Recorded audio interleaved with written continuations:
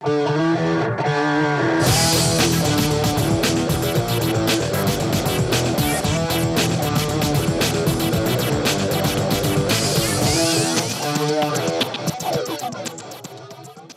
seguimos en Vigo a Debate analizando la nueva situación, el nuevo escenario que se abre ahora después de que el concurso abierto por el Ministerio de Fomento para la construcción del edificio Vialia, que se llama ese edificio comercial para lo que va realmente encima de la actual estación del AVE, para poder construirlo y sacarlo adelante, un edificio que, como decimos, iba a ser emblemático para la ciudad de Vigo y que, por lo menos a día de hoy, ahora mismo, no se sabe qué es lo que va a ocurrir. Planteaba María José Caride, planteaba Rubén Pérez algunas cuestiones bastante interesantes. Habría que saber, en primer lugar, por qué se han echado atrás los inversores, si realmente es la situación urbanística, si realmente es que no ven un equilibrio económico-financiero, o cuáles son las razones por las que los inversores pueden haberse echado atrás, o incluso, efectivamente, como decía, que el coste de una firma como la de Tom Mayne, que todos sabemos que es un arquitecto muy reconocido, un premio Pritzker, pues finalmente ha pesado demasiado.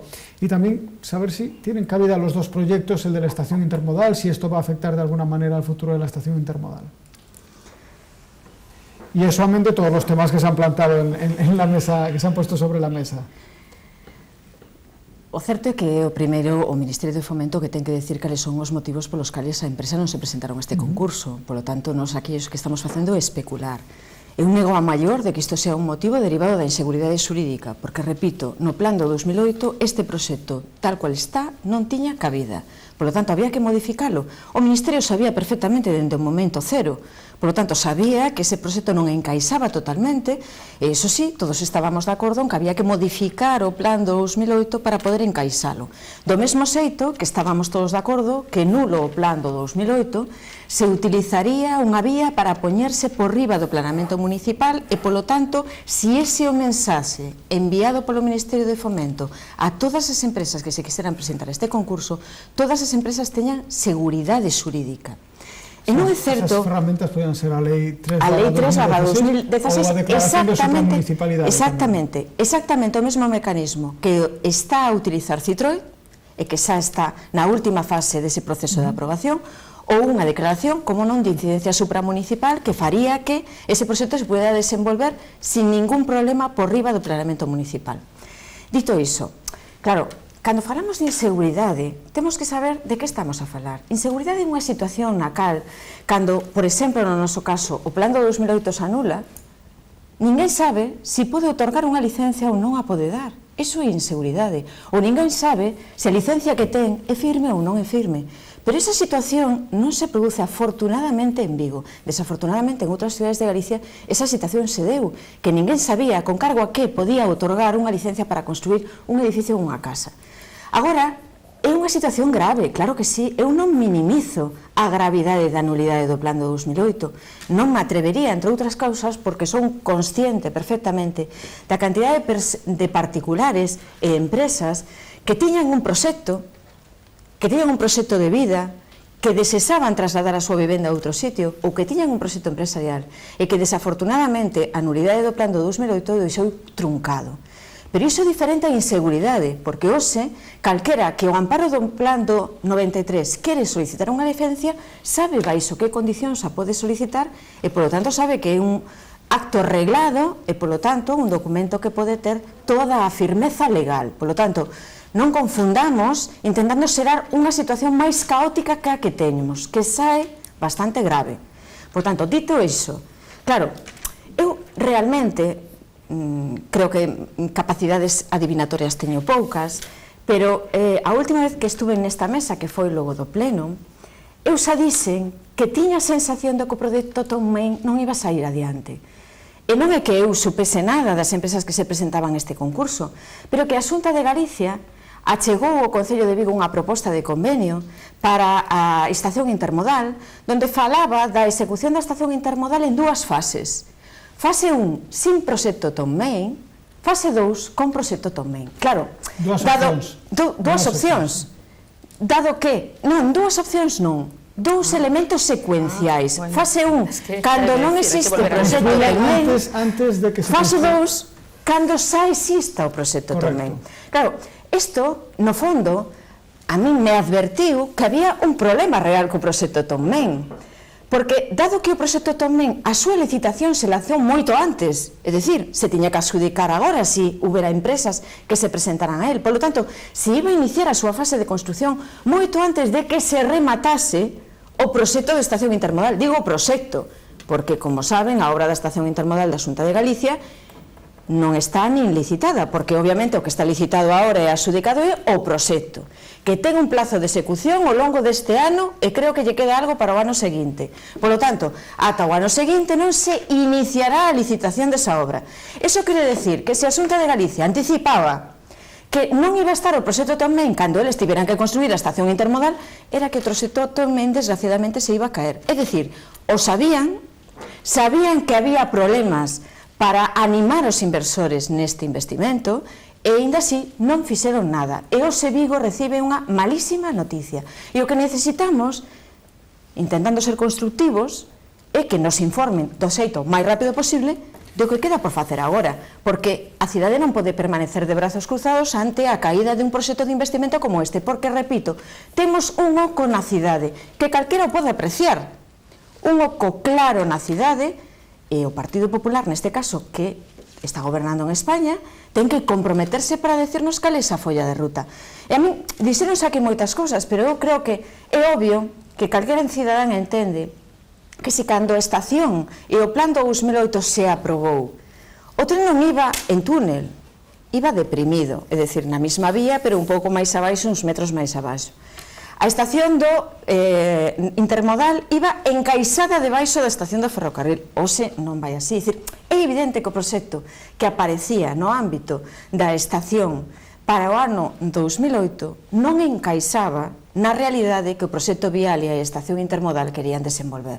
Por lo tanto, ese proxecto non encaixaba antes, nin encaixa agora. Hai que utilizar unha vía ou supramunicipal ou, como non, a Lei 3/2016, porque no proxecto vial e demais non hai ningunha expropiación. Repito, todo é de Adif e o que nos teñen que aclarar é cal é a solución para un proxecto, porque os vigueses e as viguesas levamos moito tempo esperando, porque hoxe esa necesidade de mobilidade, etc., e sobre todo de xeneración dun gran espacio público para o disfrute de todos e unha entrada de calidade nesa estación de ferrocarril non está coberta. Segundo esas sospeitas que di, non soamente o Ministerio de Fomento sabería que hai problemas cos inversores, e a Xunta sabía, claro que sí. Se non falaría da execución dun proxecto en dúas fases, porque non ten ningún sentido se o proxecto de Tomén se adxudicara como estaba previsto, pois agora mesmo, claro, neste proceso. Elena.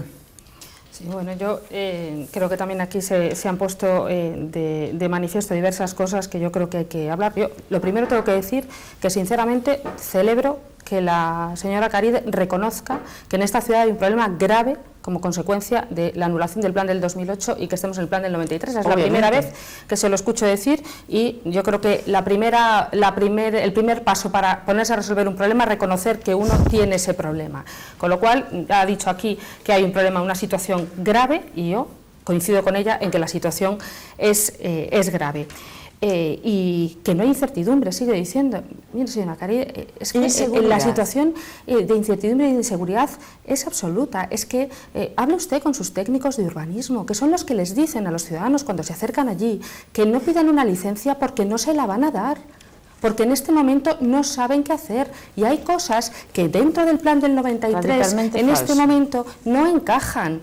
Y dígales a sus técnicos también de urbanismo que cojan el teléfono a las personas que llaman y que quieren tener una respuesta, porque siguen ustedes sin poner para toda la ciudadanía a disposición un teléfono específico y un horario específico para atenderles, no solamente un día a la semana, para todas las personas y para también los profesionales, por supuesto, que también están en la misma situación. Por tanto, vamos a reconocer la realidad y a partir de ahí ponerse a trabajar en serio para resolverla. Elena, evidentemente, Elena, perdona, es un ¿me vas a permitir compromiso? que te interrumpa un segundo? Sí. Porque estábamos hablando sobre si había o no inversores bueno, implicados en este proyecto, si había interés por parte de inversores. Vamos a recordar las palabras de Ana Pastor el pasado mes de julio, y enseguida sigues con tu turno. Las palabras de Ana Pastor el pasado mes de julio del año 2015, obviamente, en donde en esta misma casa, en los micrófonos de Radio Vigo, de la cadena SER, hablaba sobre este proyecto, hablaba sobre que efectivamente lo iba, y lo anunciaba en esos micrófonos, que iba a volver a sacarlo a concurso porque había tenido comunicación, se había reunido con los inversores interesados y efectivamente existía ese interés, era patente. En septiembre-octubre sacaremos el concurso. En septiembre-octubre sacarán el concurso electoral. Sí, sí. Y conocen ya, porque me imagino que habrán sondeado un poquito, digamos, el mercado, ¿saben si hay interés o no? Ellos me dicen, los técnicos de la DIF, que hay interés en el mercado, y por eso lo vamos a hacer. Bueno, pues lo decía más claro, imposible. Hay interés entre los inversores por sacar adelante ese proyecto, que finalmente pues hemos visto que no ha sido así. Efectivamente había interés de los inversores y por eso se licitó. Lo que ocurre es que estamos hablando de unas declaraciones del mes de julio y en el mes de noviembre se cae el plan general de la ciudad. Es que no es una cuestión menor, lo estamos hablando aquí. Y además hay que decir, y yo puedo confirmar, que desde el propio Ministerio nos han confirmado que los inversores, esos que estaban interesados, les han dicho que el motivo por el cual no han presentado ofertas es por la inseguridad jurídica que tiene en este momento en la ciudad y porque en este momento desde el gobierno municipal no se da ninguna garantía. Eso lo han confirmado los propios inversores al Ministerio de Fomento. Efectivamente había interés en el mes de julio, en el mes de noviembre se cae el plan general y ante la inacción y ante las declaraciones de que no se iban a hacer accesos, de que no se van a acometer las obras necesarias, evidentemente se han echado para atrás. Por cierto, también habrá tenido algo que ver en la incertidumbre generada que llevemos 4 meses sin gobierno de España, porque hay dos partidos, el Partido Socialista y Podemos, y Ciudadanos, que por cierto no quería el AVE a Galicia, con el que ha pactado el Partido Socialista, que han estado pasándose la pelota y teniendo a todo el país en una situación de incertidumbre, solamente porque no han querido que gobernara quien ha ganado las elecciones. Eso también influye, y esa situación de incertidumbre en la que vive el país, por supuesto que también influye para cualquier proyecto de inversión. Pero el compromiso del Ministerio se mantiene, y el compromiso del Ministerio es adjudicar esa estación, y ese compromiso lo ha manifestado. Por ejemplo, se están analizando diversas opciones, entre las cuales hay una que es, una vez que hay un concurso público que queda desierto, la ley permite acudir a un procedimiento negociado en el que se dirige la administración a determinadas empresas con las que se entabla un diálogo para ver si hay interés o no hay interés y formalizar un proyecto o una propuesta por parte de esas empresas. Esa es una vía. Hay otras. A nosotros nos consta, porque así nos lo ha dicho directamente, que se están analizando esas diferentes vías. Y desde luego yo estoy absolutamente convencida que la ministra de Fomento, para ella este tema es un tema importantísimo y es un tema que va a sacar adelante, porque además esta ministra de Fomento, cuando se compromete, al final cumple, porque es lo que lleva haciendo en los últimos 4 años en el peor momento posible para esta ciudad. Porque esta ministra, porque Ana Pastor, cuando llegó al gobierno de España, se encontró para esta ciudad en concreto, no ya digo la desastrosa situación a nivel nacional, para esta ciudad se encontró con una autopista del mar que se había propuesto, se había prometido reiteradas veces por el Partido Socialista desde el año 2009 y que todavía no estaba en marcha. Ahora está en marcha. Se encontró con una ampliación de Rande prometida, de la cual, por cierto, mucho sabrá la señora Carida, que en el 2007 pues sí, la anunció una y otra vez con el presidente Touriño en su momento y que estaba sin hacer. Ahora se está haciendo. Se encontró con un aeropuerto de Peinador con un aparcamiento estratosférico y en cambio una terminal pequeña, y tuvo que ampliarla y tuvo que tomar medidas para que ese aeropuerto fuera competitivo. Se encontró una estación del AVE que había sido muchas veces prometida, y un AVE Atlántico, y ahora que hablamos de huecos y que hay huecos, hay que recordar el hueco que se encontró la ministra Ana Pastor, porque había un tremendo socavón en la ciudad, que era lo único que había sido capaz de hacer el ministro José Blanco después de todos los años de prometer y no cumplir. Y en este socavón a día de hoy hay una estación de AVE, y a día de hoy llega el AVE, el eje atlántico, a Vigo, y a día de hoy se está construyendo, se han invertido 800 millones de euros en el AVE a esta comunidad autónoma. En definitiva, a día de hoy hay una ministra que tiene credibilidad, porque sus hechos, no sus promesas incumplidas, sus hechos la avalan, y desde luego si se compromete con que tendremos una estación de Tom Main, yo estoy convencida convencida de que buscarán la fórmula y que encontrarán esa fórmula para garantizar que ese gran proyecto tan necesario para la ciudad va a ser una realidad en Vigo. Rubén. Bueno, de logo, nós non entendemos que sexa un problema a non constitución dun novo goberno cando o Partido Popular neste goberno de improviso ten feito bastantes, ten tomado demasiadas decisións incluso, non? Prórroga de ENCE, algúns tramos se teñen licitado de AVE, por exemplo, a León, se teñen feito moitísimas non pretenderá que se pare el país absolutamente. Por lo tanto, eu creo que non ten nada que ver a posibilidade de configurar un goberno, porque para o que interesa sí que hai posibilidades e para o que non.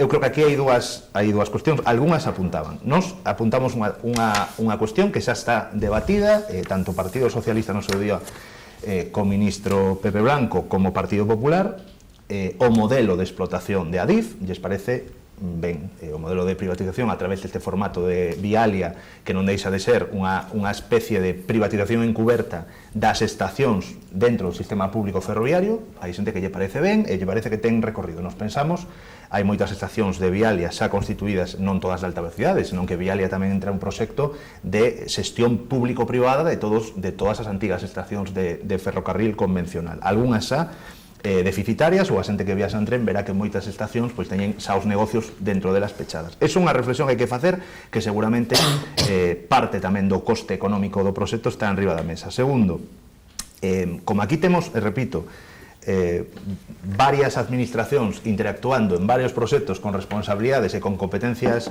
diferenciadas, claro, unha das cousas curiosas é como a Xunta de Galicia e Fomento, cando a Xunta de Galicia fai o proxecto da estación intermodal, obviamente ten que poñelo en dúas fases, porque a segunda fase, que é a conexión coa estación Tomei, non existe. E, por lo tanto, di nunha primeira fase facemos o encaixe con algo que existe, que sería a modificación ou a entrada da P9, todo o que se vai facer na rúa Lepanto con esa famosa glorieta, o encaixe coa estación, a estación de ferrocarril de alta velocidade, pero que non seguimos dicindo que eso non é a estación de AVE, pois aí encaixamos a estación intermodal. Aí o podemos facer porque aí hai algo, polo menos.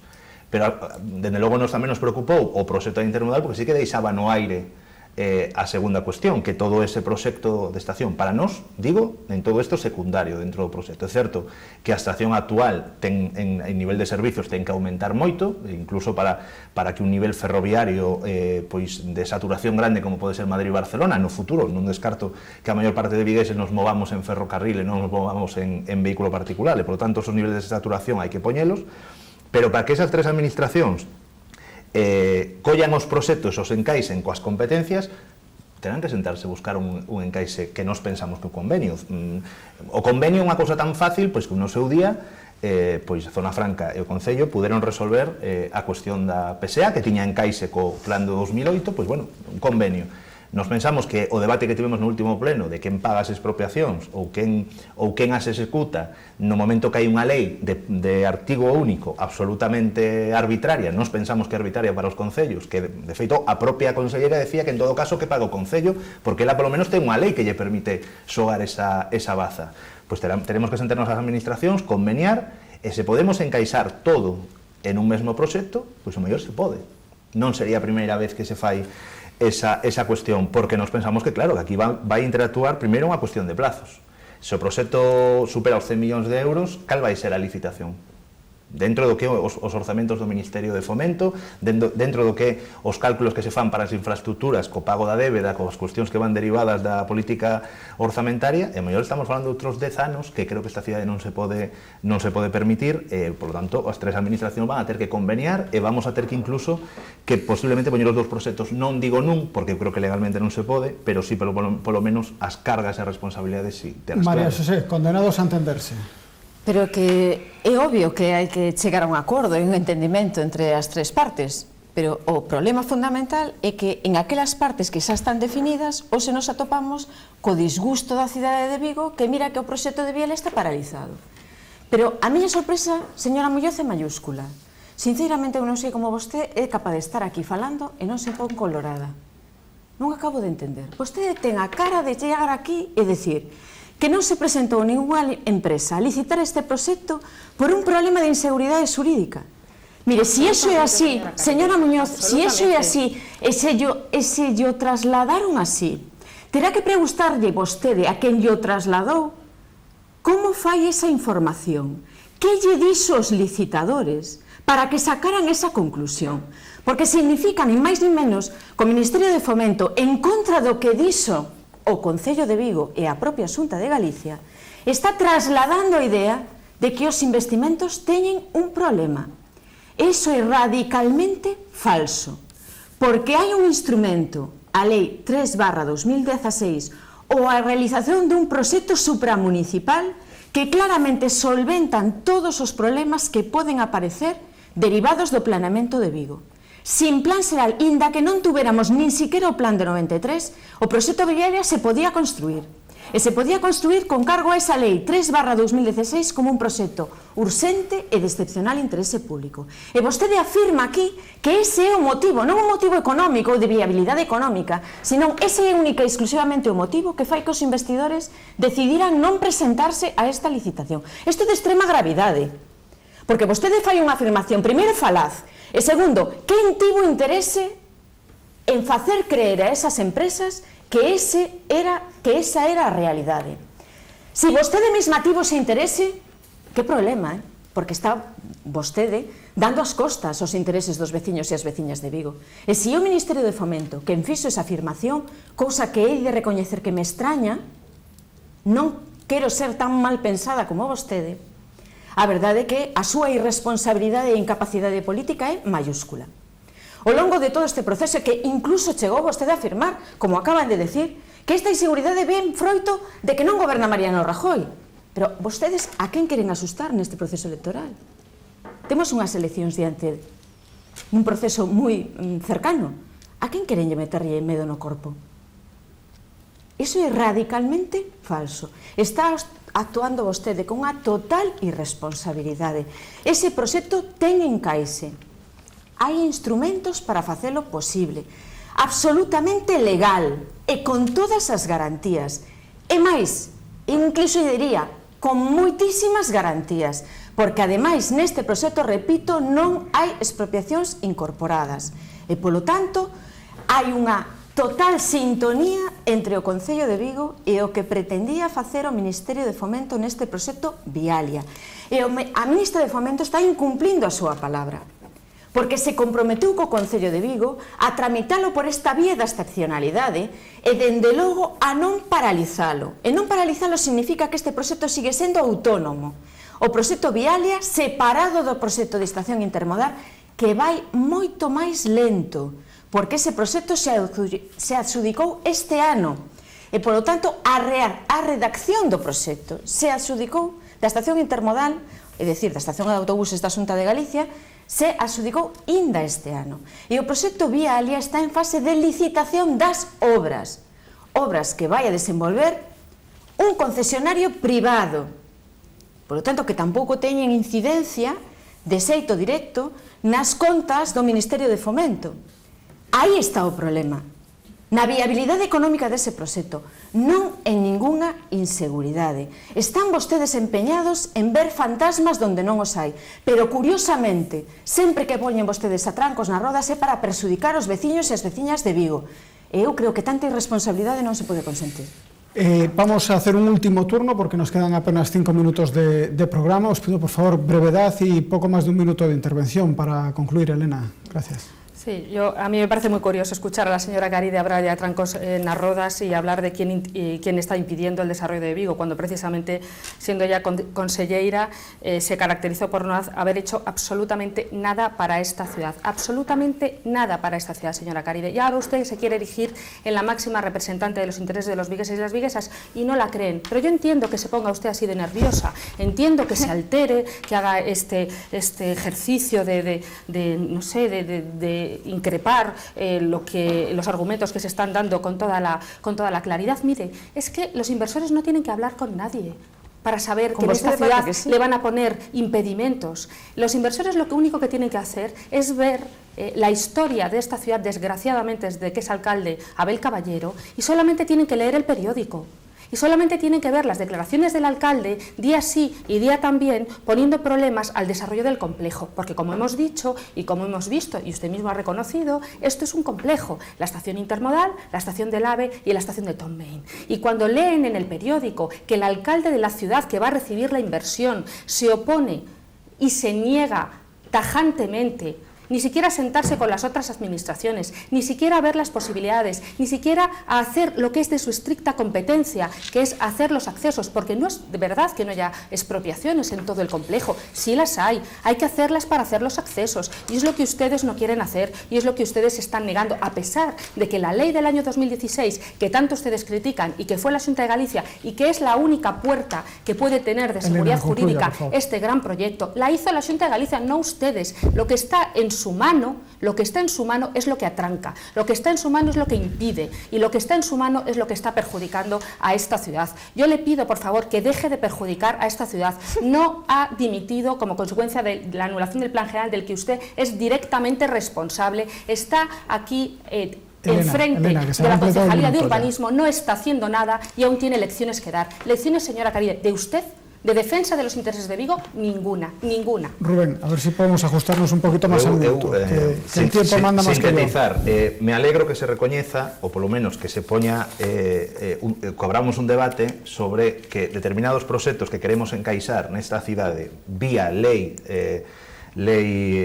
aprobada de maneira exprés polo Partido Popular e Partido Socialista, se inclúe expropiacións, a seguridade xurídica é menor, ou polo menos require, decir, a seguridade xurídica podemos entender que se permite, como pasou na PSA, cando non se quere expropiar ou non se quere ampliar, porque significará incluso cambios, como nos dixo moi ben a directora xeral de Urbanismo outro día da Xunta, son cambios de solo, por lo tanto, repensemos algunhas leis que se votaron contra a Marea de Vigo porque nos decíamos que as expropiacións a un particular baixo esa lei non teñen seguridade xurídica. O alcalde foi sistemáticamente hostil coa Marea de Vigo cando falábamos diso. Segundo, por sintetizar, debe ser que levo toda a semana negociando acordos electorais, estou dun día de consenso que en mí non é algo habitual.